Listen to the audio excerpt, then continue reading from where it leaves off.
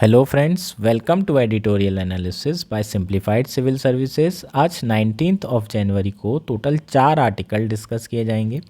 First article जो discuss किया जाएगा वो है crafting a new face in India UK defence ties. India UK के डिफेंस टाइज के बारे में बात करेंगे। इसके अलावा हम प्रीलिम्स के पर्सपेक्टिव से इलेक्ट्रिकल प्रोपोर्शन के बेनिफिट की बात करेंगे टू पावर एयरक्राफ्ट करियर। इसके क्या बेनिफिट हो सकते हैं एयरक्राफ्ट करियर के लिए, इंडिया की नेवी के लिए इसके क्या इम्प्लीकेशन हो सकते हैं। नेक्स्ट आर्टिकल हम जो डिस्कस करेंगे वो है स्टेप बैक। ये आर्टिकल ईरान और पाकिस्तान के बीच में जो क्राइसिस चल रहा है, जो इशू शुरू हुआ है, उसके बारे में है। इसे हम डिटेल में चर्चा करेंगे कि आखिर क्राइसिस है क्या, कहाँ से शुरुआत हुई है इसकी और रीज़न क्या है इसका। नेक्स्ट आर्टिकल जो डिस्कस किया जाएगा वो है द ट्रेन फ्रॉम चाइना। इसमें हम CKU रेल प्रोजेक्ट की बात करेंगे। चाइना, किर्गिस्तान और उज़्बेकिस्तान कनेक्टेड रेल कॉरिडोर के बारे में चर्चा की जाएगी, उसके इम्प्लीकेशन के बारे में हम बात करेंगे। हमारा जो लास्ट आर्टिकल होगा वो है history of Somnath temple, why Nehru opposed president inaugurating it. ये आर्टिकल इंडियन एक्सप्रेस में है और इस आर्टिकल में भी हम सोमनाथ टेम्पल के बारे में बात करेंगे, जो आर्ट एंड कल्चर के पर्सपेक्टिव से काफ़ी इंपॉर्टेंट है, आपके प्री के पर्सपेक्टिव से इंपॉर्टेंट है। अगर आपको हमारा कंटेंट पसंद आ रहा है तो प्लीज़ आप लोग लाइक करिए, शेयर करिए, कमेंट करिए और सब्सक्राइब करिए।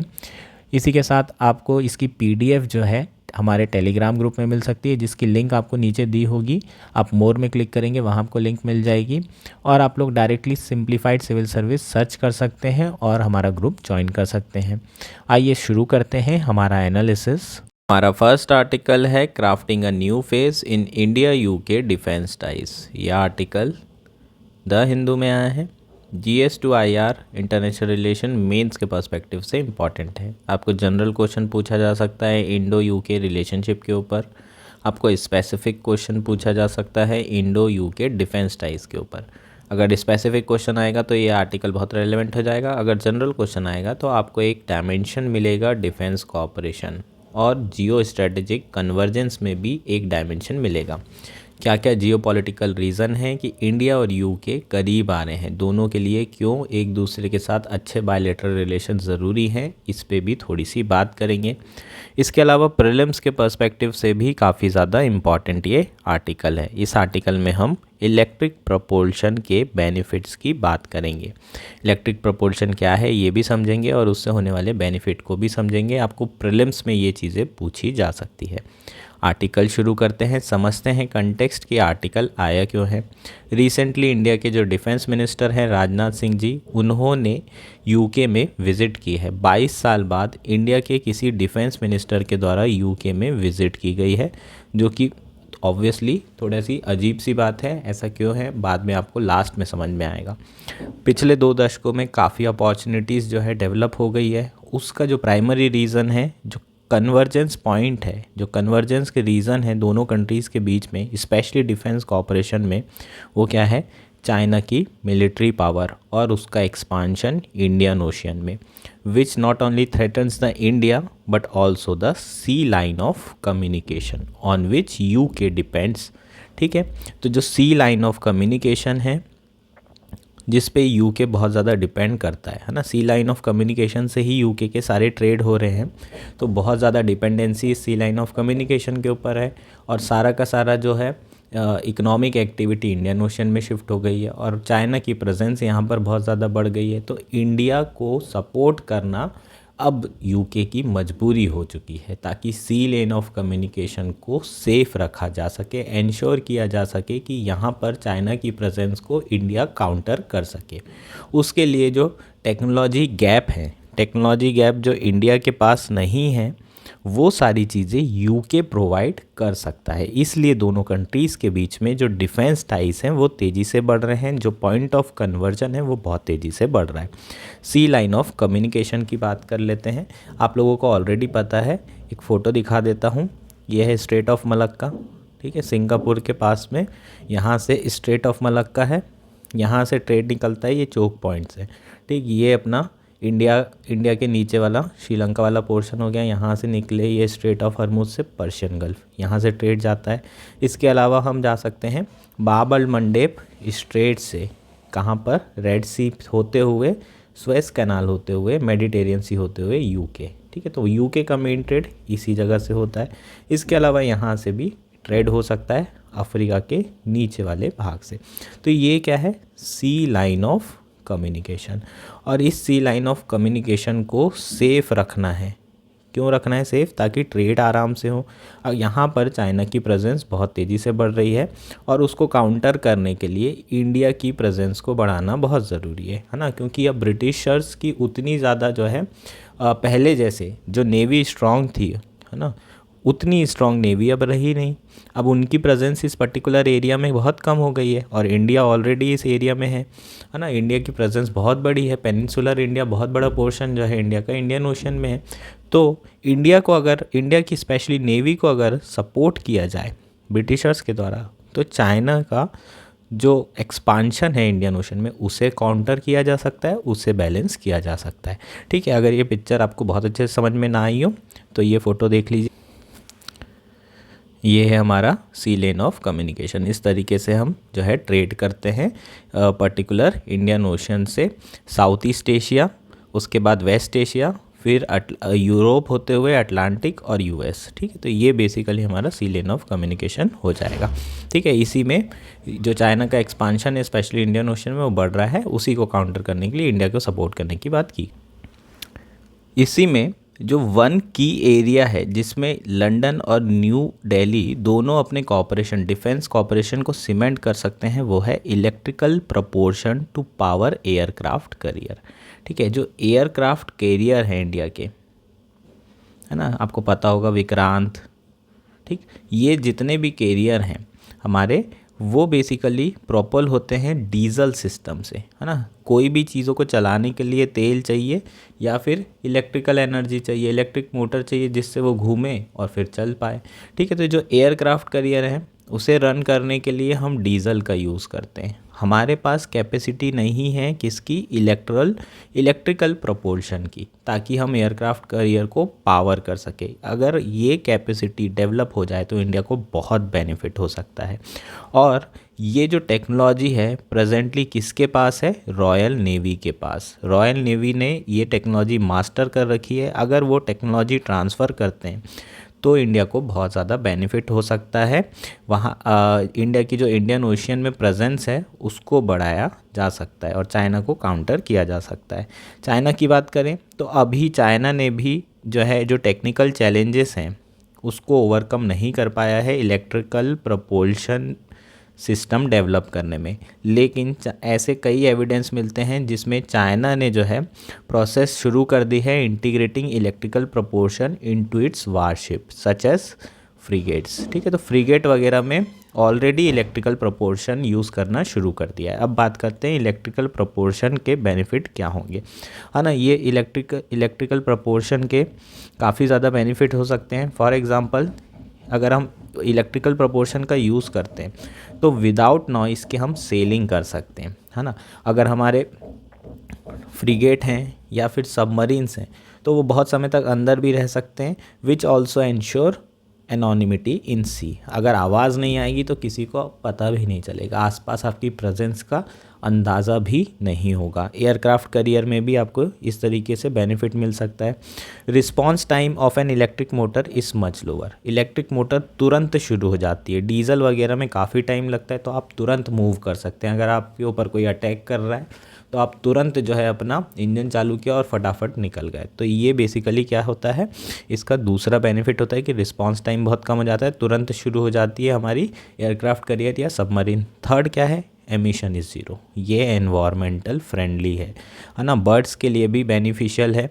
बहुत सारे जो बर्ड्स होते हैं उनके लिए फ़ायदेमंद इसलिए क्योंकि नॉइसेस नहीं है। जो भी क्रिएचर्स होंगे सी वाले, उन सब के लिए नॉइस पॉल्यूशन नहीं होगा इस पर्टिकुलर चीज़ से, तो काफ़ी एनवायरनमेंट फ्रेंडली है। और जो हमारा लास्ट बेनिफिट है वो क्या है, electrical Motors can use smaller and light weight component. ठीक है, electric motor small component use करते हैं, लाइट वेट, तो इससे जो हमारे एयरक्राफ्ट कैरियर होगी उसकी डिज़ाइन भी कॉम्पैक्ट हो जाएगी, छोटी हो जाएगी, तो हमारे को काफ़ी बेनिफिट मिलेगा। तो ये बेसिकली क्या हो जाएगा, इलेक्ट्रिकल प्रपोर्शन के बेनिफिट हो जाएंगे। लेकिन कुछ चैलेंजेस भी हैं। क्या चैलेंजेस हैं इंडिया यूके डिफेंस टाइज में? एक तो यार लेगेसी इशू है। लेगेसी इशू क्या है? लंदन का हमेशा एफर्ट रहता है कि इंडिया और पाकिस्तान के बीच में बैलेंस रहे। या तो वो वेपन देंगे तो दोनों को देंगे, या तो दोनों को नहीं देते हैं, और ये इंडिया के लिए बड़ा फ्रस्ट्रेटिंग हो जाता है।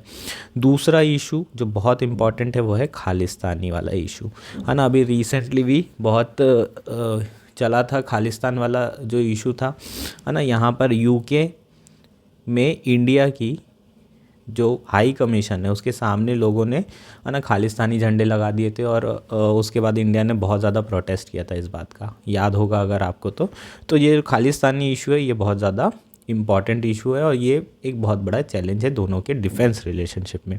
लेकिन अब चीज़ें बदल रही है। क्यों बदल रही? क्योंकि स्ट्रेटेजिक रियलिटीज़ बदल रही है, जियोपॉलिटिकल कन्वर्जेंस बढ़ रहा है। क्यों बढ़ रहा है? क्योंकि जो चाइना है उसका असर्टिव नेचर के कारण वो नेवल पावर बन के आ रहा है इंडियन ओशन रीजन में, और एक्सपांशन कर रहा है, और उसको कंट्रोल करने के लिए, बैलेंस करने के लिए अगर कुछ किया जा सकता है यूके के द्वारा, तो वो इंडिया को सपोर्ट किया जा सकता है। इसलिए अब दोनों के बीच में जो अपॉर्चुनिटीज़ है वो बहुत ज़्यादा बढ़ चुकी है। यही बेसिकली क्या था, हमारा आर्टिकल था। होपफुली ये आर्टिकल आपको समझ में आ गया होगा। ठीक है, हमारा नेक्स्ट आर्टिकल है स्टेप बैक। ये आर्टिकल इंडियन एक्सप्रेस में आया है। GS to IR मेंस के पर्सपेक्टिव से इम्पॉर्टेंट है, प्रीलिम्स के पर्सपेक्टिव से भी बहुत ज़्यादा इम्पॉर्टेंट है। प्लेसेस इन न्यूज़ में आपको क्वेश्चन पूछा जा सकता है। अगर हम बात करें वर्ल्ड एज अ प्लेस की, तो बहुत ज़्यादा अभी वर्ल्ड में टर्मोइल है, बहुत ज़्यादा अनसर्टेनिटी है, और बहुत ज़्यादा जो है क्या है, इनस्टेबिलिटी। इसका रीज़न क्या है? ऑब्वियसली इसका रीज़न आप जानते हैं। इतनी ज़्यादा वॉर हो रही है, किस किस के बीच में हो रही है? State versus state actor. इसका एग्जांपल क्या हो जाएगा? यूक्रेन रशिया, इज़राइल पैलेस्टीन, ये क्या हो जाएंगे? State versus state war. इसके अलावा state versus non state actor के बीच में भी वॉर चल रही है। इसका एग्जांपल क्या हो जाएगा? जो रेड सी में वॉर चल रही है, हाउतीज़ रेबल के एग्जाम्पल आप दे सकते हैं। ये हमने कल ही डिस्कस किया था। ठीक है, तो रेड सी पे वॉर चल रही है, इजराइल पैलेस्टीन में चल रही है, यूक्रेन रशिया में चल रही है, इतने सारे रीजन में। वेस्ट एशिया वैसे भी बहुत ज़्यादा अनस्टेबल है।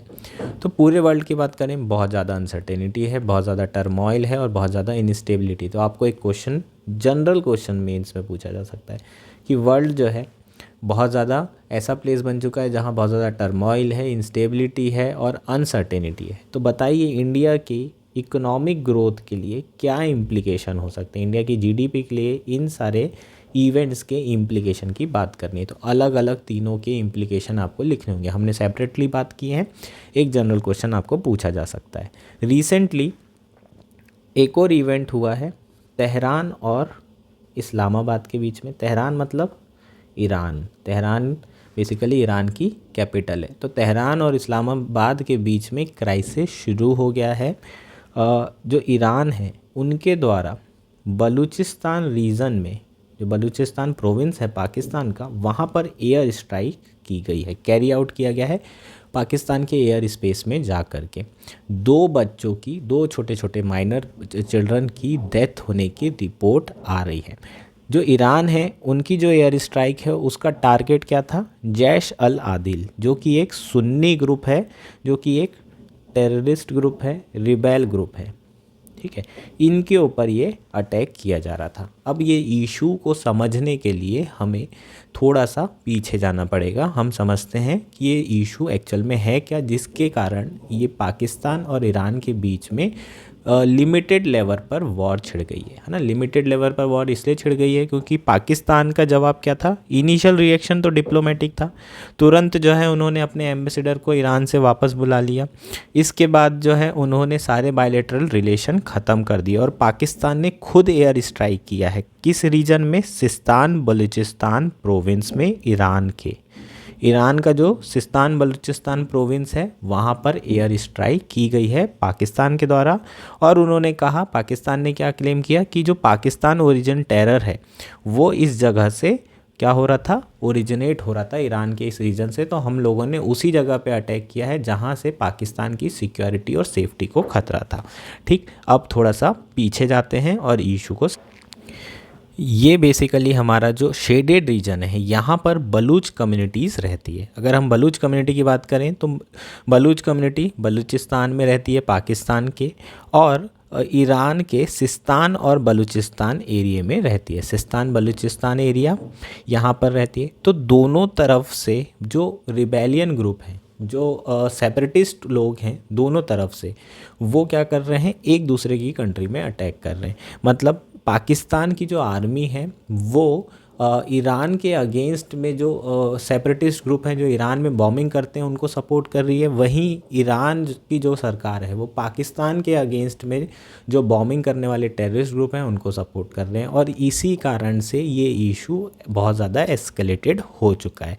अगर हम बात करें बलूचिस्तान की, ठीक है, यह फ़ोटो तो आपने देख लिया, आपको समझ में आ गया होगा। अफ़गानिस्तान में भी बलूच कम्युनिटी रहती है, लेकिन मेजर जो इशू है ईरान और पाकिस्तान के बीच में ही। वैसे तो पाकिस्तान और ईरान दोनों ही रिपब्लिक हैं, दोनों में ही मुस्लिम जो है बहुल कंट्रीज़ हैं, लेकिन जो मुस्लिम माइनॉरिटी हैं उनको अच्छे तरीके से ट्रीट नहीं किया जाता है, उन्हें इक्वल राइट्स नहीं दिए जाते। और बलूचिस्तान रीजन एक बहुत बड़ा एग्जाम्पल है। बलूच पीपल की बात करें तो उनका खुद का कल्चर है, उनकी खुद की लैंग्वेज है, और उनमें इंटरनल डिफरेंसेस भी बहुत हैं। अलग अलग सेक्ट हैं, अलग अलग क्लासेस हैं, अलग अलग ट्राइब है। लेकिन पाकिस्तान के जो मुसलमान हैं और ईरान के जो शिया मुस्लिम हैं, दोनों ही बलूच पीपल को सस्पिशन से और डिस्क्रिमिनेशन के साथ जो है ट्रीट किया, सस्पिशन से देखते हैं और डिस्क्रिमिनेशन के साथ उन्हें ट्रीट करते हैं। इसी के कारण सेपरेटिस्ट मूवमेंट यहाँ पर इनिशिएट हो चुके हैं, बहुत सारे वॉयलेंट सेपरेटिस्ट मूवमेंट हो रहे हैं।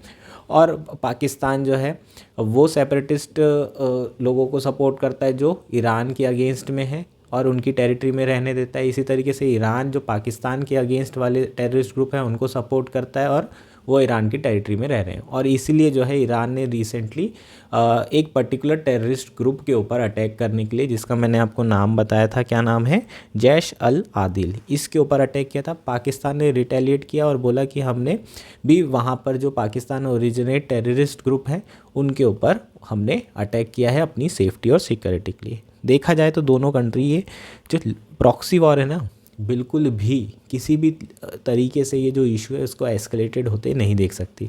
क्यों? क्योंकि ईरान की प्लेट वैसे ही बहुत ज़्यादा भरी हुई है। इजराइल पैलेस्टीन इशू अलग चल रहा है ना, बहुत सारी प्रॉक्सी वॉर वहाँ पर खेल ही रहे हैं वो। अभी जो रेड सी में वॉर चल रही है उसमें भी ईरान का हाथ है, क्योंकि हाउदीज रेबल को कौन सपोर्ट कर रहा है, ईरान कर रहा है। तो बहुत ज़्यादा प्लेट भरी हुई है और एक नया फ्रंट खोल लेना बेवकूफ़ी होगी। पाकिस्तान की बात करें तो पाकिस्तान तो कुछ अफोर्ड नहीं कर सकता। पाकिस्तान की हालत, इकोनॉमिक क्राइसिस चल रहा है, बाजू में इंडिया बॉर्डर है, अफ़गानिस्तान बॉर्डर है, इंडिया के साथ भी रिलेशन अच्छे नहीं है, और अफ़गानिस्तान के साथ, तालिबान के साथ रिलेशन ठीक ठाक है, लेकिन अभी ठीक ठाक है, पहले रिलेशन सही नहीं थे। ठीक, तो बहुत ज़्यादा इश्यूज़ पाकिस्तान के भी साथ है। वो वॉर तो क्या कुछ भी अफोर्ड नहीं कर सकता, मिलिट्री स्ट्राइक भी अफोर्ड नहीं कर सकता। तो दोनों को क्या करने की ज़रूरत है, शांति से डायलॉग करो, बातचीत करो और मुद्दे को निपटाओ। और अगर रही बात इस मेन इम्पॉर्टेंट चैलेंज की, तो जो बलूच पीपल हैं उनके जो कंसर्न है उनको क्या करने की ज़रूरत है, रिजॉल्व करने की ज़रूरत है। जो अफेक्टेड माइनॉरिटीज़ हैं उनको इक्वल राइट प्रोवाइड कराइए, उनके राइट्स का ध्यान रखिए। तो जो सेपरेटिस्ट मूवमेंट चल रहा है, जो वायलेंट सेपरेटिस्ट मूवमेंट चल रहे हैं, उसको वंस फॉर ऑल ख़त्म किया जा सकेगा। तो दोनों के जो इशू होंगे वो रिज़ॉल्व हो जाएंगे। ये बलूचिस्तान वैसे तो इंडिया का ही क्रिएट किया हुआ है। पाकिस्तान का जो बलूचिस्तान का सेपरेटिस्ट मूवमेंट है उसमें इंडिया का बहुत बड़ा रोल है, क्योंकि पाकिस्तान प्रॉक्सी वॉर कर रहा था कश्मीर में, इसलिए इंडिया ने ये बलूचिस्तान इशू को क्या किया था, बहुत ज़्यादा बढ़ावा दिया था। जो फॉल्ट लाइंस थी उसका यूज़ करके और बहुत ज़्यादा जो है सेपरेटिस्ट मूवमेंट को क्या दिया था, बढ़ावा दिया था। तो कहीं ना कहीं अगर पाकिस्तान चाहता है कि बलूचिस्तान उसी के पास रहे तो उसको वहाँ की माइनॉरिटी को इक्वल राइट्स देने की ज़रूरत है, और इसी तरीके से ईरान को भी यही सारी चीज़ें करने की ज़रूरत है। ये बेसिकली हमारा पूरा आर्टिकल था। होपफुली ये आर्टिकल आपको क्लियर हो गया। हमारा नेक्स्ट आर्टिकल है द ट्रेन फ्रॉम चाइना। यह आर्टिकल इंडियन एक्सप्रेस में आया है। GS to IR मेंस के पर्सपेक्टिव से इम्पॉर्टेंट है, प्रीलिम्स के पर्सपेक्टिव से बहुत ही ज़्यादा इम्पॉर्टेंट है। इस आर्टिकल में हम CKU रेल प्रोजेक्ट के बारे में बात करेंगे। CKUR प्रोजेक्ट है क्या, कब लॉन्च हुआ था, किसने लॉन्च किया है, ये सारी चीज़ों पे चर्चा करेंगे। Basically its a 450 kilometre long project that will connect Kashgar with Osh and Andijan and further link up with the European railway network through Turkmenistan, Iran and Turkey. ठीक है, ये एक रेल प्रोजेक्ट है 3 कंट्रीज़ के बीच में। कौन कौन सी countries के बीच में ये रेल प्रोजेक्ट शुरू हो रहा है? चाइना, C फॉर चाइना, दूसरा K फॉर क्या है? Kyrgyzstan, and U Uzbekistan. Kashgar से ताशकंद की ये रेल प्रोजेक्ट है, कनेक्टिविटी प्रोजेक्ट है। ठीक है, ओश से होते हुए, अंडीजान से होते हुए, फरगना वैली के पास से जो है निकलते हुए ये ताशकंद पहुंच रहा है। फरगना वैली तो आपको हिस्ट्री में याद होगा, बाबर वाला जो रीजन था फरगना वैली ही था, बाबर यहीं से आए थे। ठीक है, तो ये बेसिकली क्या है? कनेक्टिविटी रूट जो तैयार किया जा रहा है। इसके बहुत ज़्यादा जियो स्ट्रेटेजिक और इकोनॉमिक बेनिफिट्स किसको मिल रहे हैं? चाइना को। ठीक है, सबसे पहली बात, रशिया तैयार कैसे हो गया? क्योंकि अभी तक सारा का सारा जो ट्रेड है वो कहाँ से होते हुए जाता था? रशिया से, क्योंकि रशिया से कनेक्टिविटी बढ़िया थी। अगर ये रेल लाइन बन जाएगी तो एक अल्टरनेटिव ट्रेड रूट बन जाएगा और रशिया की जितनी भी ट्रांजिट कॉस्ट मिल रही थी वो उसे नहीं मिलेगी। और अब किस रीजन को मिलेगी? किर्गिस्तान को और उज़्बेकिस्तान को। तो चाइना ने किस तरीके से रशिया को तैयार किया होगा? ऑब्वियसली अभी वॉर चल रही है, रशिया को बहुत सपोर्ट की ज़रूरत है चाइना की, तो बदले में नेगोशिएशन में ये अल्टरनेटिव रूट जो है किसने लिया है? चाइना ने लिया है ना। बेसिकली सप्लाई चेन डिसरप्शन बहुत हो रहा था रशिया वॉर के कारण, इसलिए अल्टरनेटिव रूट तैयार करने की कोशिश कर रहा है कौन? चाइना। बहुत समय से उसके दिमाग में, लेकिन ये बेस्ट अपॉर्चुनिटी थी। अभी शॉर्ट टर्म के लिए तो रशिया तैयार हो गया है, लेकिन आगे क्या होता है इसकी कोई गारंटी नहीं है। तो पहला तो जो इशू था रशिया पे तैयार हो चुका है। अब रशिया का जो ट्रांजिट कॉस्ट है वो पूरा का पूरा जो इकोनॉमिक बेनिफिट उसे मिल रहे थे वो उसे नहीं मिलेंगे, बाकी कंट्रीज़ को मिलेंगे। इसके अलावा यहाँ से डायरेक्टली जो कनेक्टिविटी है यूरोप कंट्रीज़ को वो आराम से हो जाएगी। तुर्कमेनिस्तान और ईरान से होते हुए ये कहाँ जो है यूरोपियन एरियाज़ में भी जा सकता है। इसके अलावा अगर हम देखें तो जो काशगर है ये बहुत ही आइसोलेटेड प्लेस है चाइना का, है ना। यही वाला जो रीज़न है जिनजियांग वाला, इंडिया का भी ये नेबर है लद्दाख एरिया से, लेह लद्दाख से। ठीक है, तो ये रीज़न कि कनेक्टिविटी इस रीजन को डेवलप करने के लिए ही मेन जो है चाइना ये प्रोजेक्ट शुरू कर रहा है। इस रीजन में डेवलपमेंट करने के लिए, कनेक्टिविटी बढ़ाने के लिए, ये बहुत ही आइसोलेशन वाला प्लेस है।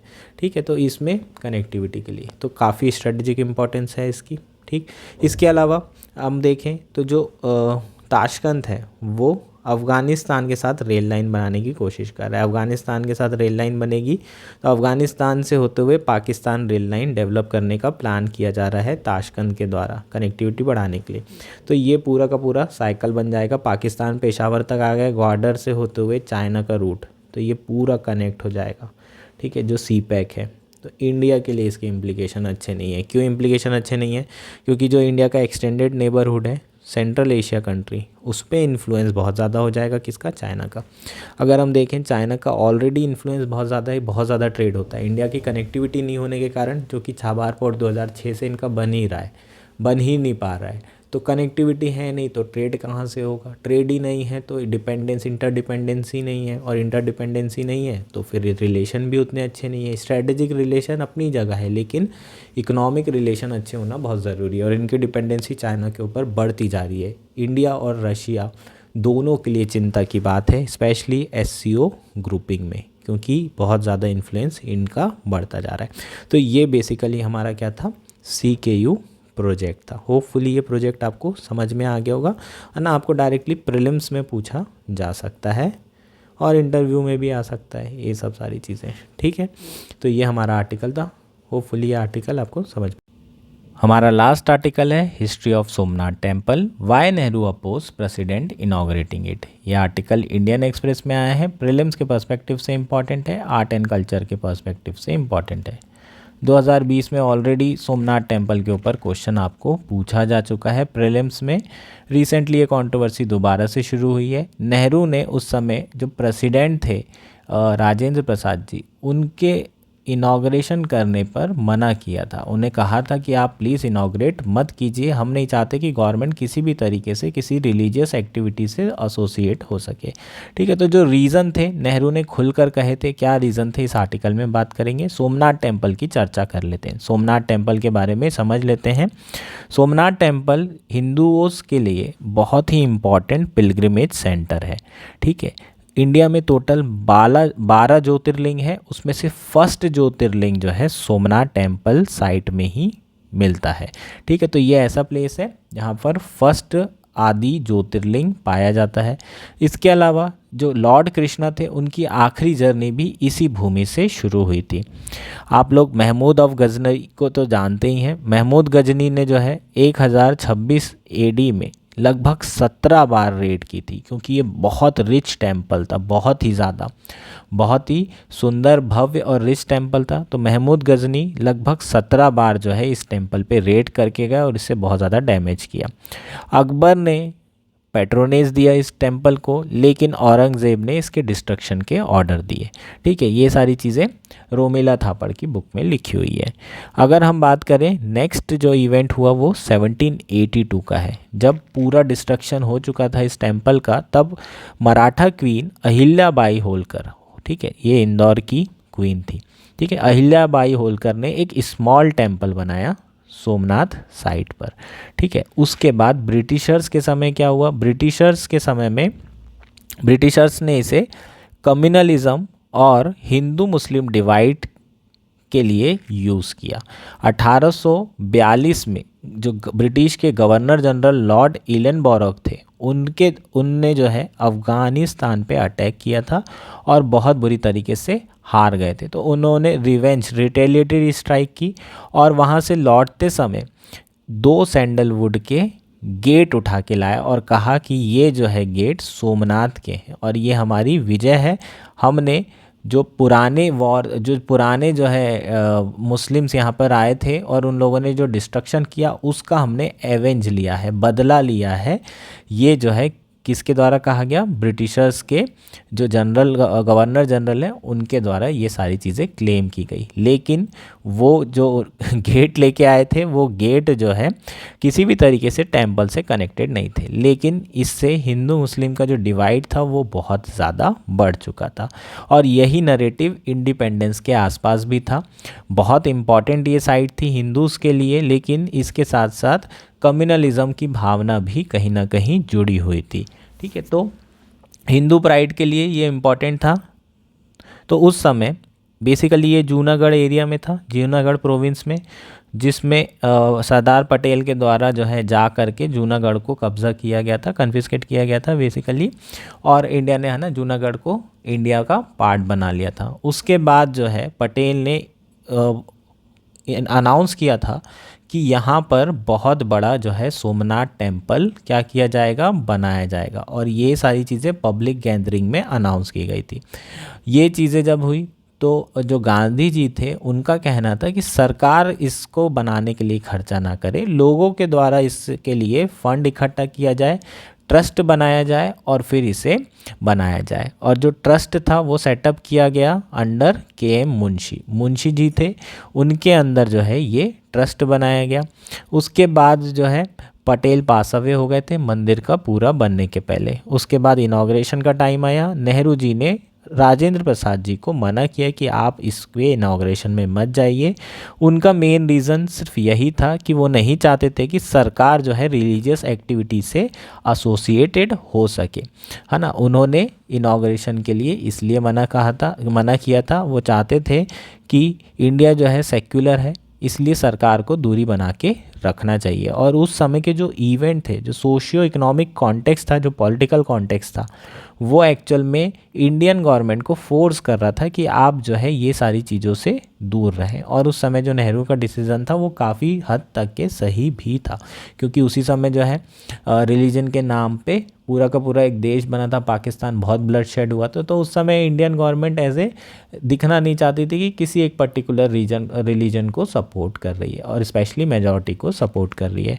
सरकार के द्वारा लगभग 5 लाख रुपए कंट्रीब्यूट किया गया, तब भी नेहरू जी ने थोड़ी थोड़ी सी इस पे भी निराशा और हताशा जताई। कहा कि हम लोगों को बोल रहे हैं कि हमारे पास पैसा नहीं है, सरकार के पास पैसा नहीं है, हम अफोर्ड नहीं कर सकते एजुकेशन में खर्चा करने के लिए, और हम इस तरीके से रिलीजियस एक्टिविटी पे खर्चा करेंगे तो हम बाकी लोगों को क्या जवाब देंगे। ये जो है नेहरू जी के रीजंस थे। इस कारण से उन्होंने जो राजेंद्र प्रसाद जी है उनको इनाग्रेशन के लिए मना किया था। लेकिन उसके बावजूद भी राजेंद्र प्रसाद जी को लगा कि इसमें कुछ गलत नहीं है, उन्हें जाना चाहिए, तो वो गए, उन्होंने इनाग्रेशन किया। ये हमारा आर्टिकल था। होपफुली ये आर्टिकल आपको समझ में आ गया होगा। ये आर्टिकल बेसिकली जो रिसेंटली राम मंदिर में है ना, जो राम मंदिर बन रहा है अयोध्या में, उसके जो इनाग्रेशन में प्राइम मिनिस्टर जा रहे हैं उसके ही मतलब रिलेटेड ये आर्टिकल है ना। और गवर्नमेंट बोल रही है कि वो रिलीजियस एक्टिविटी से बिल्कुल भी एसोसिएटेड नहीं है, लेकिन प्राइम मिनिस्टर इनाग्रेशन पे जा रहे हैं। तो आज का व्यू और पुराना व्यू कहीं ना कहीं आपको कंपेयर करके बताया जा रहा है इस आर्टिकल में। होपफुली ये सारी चीज़ें आपको समझ में आ गई होगी। Thank you and enjoy your day.